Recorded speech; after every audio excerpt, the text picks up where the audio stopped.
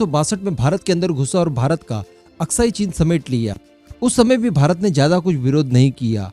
युद्ध जबरदस्ती लड़ना तो हमें पड़ा, लेकिन फिर भी हमारी पॉलिटिकल हार जबरदस्त हुई थी उस युद्ध में। उसके बाद पीओके के अंदर भी चाइना घुस गया। पीओके जो कि पाकिस्तान ने भारत से कब्जा लिया था, उस हिस्से में से एक छोटा सा हिस्सा पाकिस्तान ने चाइना को गिफ्ट में दे दिया। आज तक इनके ऊपर इतना ज्यादा विरोध नहीं हुआ। जब सी पैक का काम शुरू किया गया चाइना और पाकिस्तान के द्वारा हमारे लैंड पर, उसके बाद भी बराबर विरोध भारत की तरफ से नहीं किया गया। और इन सबका ही नतीजा है कि चाइना को बुरी आदत हो गई है। इन्हें पता है कि ये लोग कभी रिटेलिएट करते ही नहीं है। न 26/11 को लेकर हमने किया और ना ही हमने 1993 में कोई रिटेलिएट किया था।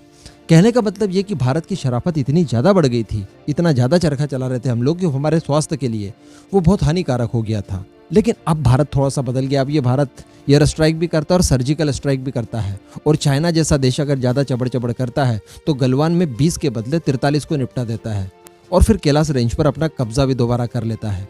भारत कुल मिलाकर काफी हद तक बदल गया है। 1962 के भारत को अगर आप कंपेयर करेंगे 2022 के भारत से, तो बहुत सारे फर्क आपको दिखाई देंगे। इसी का नतीजा है कि आज चीन के विदेश मंत्री को भारत की तरफ से जबरदस्त ठोका गया। ये भाई साहब बिन बुलाए भारत आ गए। उसके बाद क्या हुआ, मैं आपको सारी चीजें बताने वाला हूँ। ये क्यों आया ये भी बताने वाला हूँ। आप बस वीडियो को एकदम एंड तक देखते हुए चैनल को सब्सक्राइब जरूर कर लीजिएगा। दोस्तों, चीन का विदेश मंत्री वांग यी ये बिना बुलाए भारत आया। एक्चुअली जब से गलवान वैली में क्लैश हुआ था भारत और चीन की सेनाओं के बीच में, उसके बाद कोई भी बड़ा अधिकारी या कोई भी बड़ा नेता न तो चीन गया भारत से, न ही चीन से भारत कोई आया। कुल मिलाकर रिश्ते काफी गड़बड़ हो रहे थे। ऐसी परिस्थिति में भारत ने भी लगातार आर्थिक गिलाबंदी चाइना की कर दी। भारत ने जबरदस्त नुकसान पहुंचाया। कई सारी चाइनीज कंपनीज को भारत से भगा दिया। भारत ने कई क्षेत्रों में आत्मनिर्भरता के लिए प्रयास शुरू भी कर दिए। जो चीन का ऑप्शन था उन्हें हमने चुना। ऐसी परिस्थिति में चीन को लगातार नुकसान हो रहा था। यहाँ पर चीन अपने आप को वापस तो नहीं ले सका, लेकिन उसे पता चल गया था कि हमारा यहाँ पर आना थोड़ा सा मुश्किल हो गया है।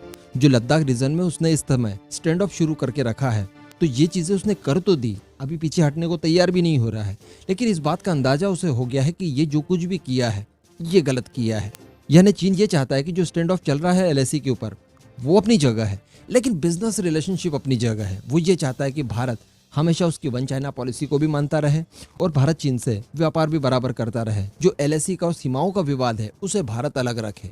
इसी उद्देश्य से चीन का विदेश मंत्री भारत आया और भारत को मनाने की यहाँ पर कोशिश करना ही उसका एकमात्र उद्देश्य था। साथ ही जो इस समय रशिया यूक्रेन के बीच में युद्ध चल रहा है और भारत इस समय रशिया से ऑयल वगैरह खरीद रहा है, तो यहाँ पर भी चीन का मंसूबा ये है कि भारत चीनी करेंसी में रशिया को पेमेंट करे, जिससे कि उसे फायदा हो ऑब्वियसली।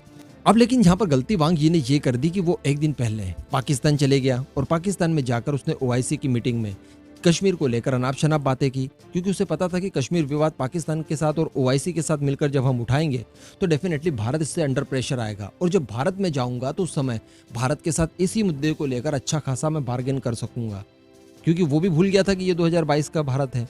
अब वो भारत आता है इन सब बयानों के बाद। हालांकि वो भारत आया इससे पहले ही भारत के विदेश मंत्रालय की तरफ से तगड़ा बयान दे दिया और कह दिया गया कि चीन को कश्मीर विवाद पर कुछ भी बोलने की कोई अनुमति नहीं है और ना ही कोई अधिकार है, उसका इससे कोई लेना देना नहीं है। यहाँ पर भारत ने इनडायरेक्ट वे में ताइवान का भी जिक्र कर दिया।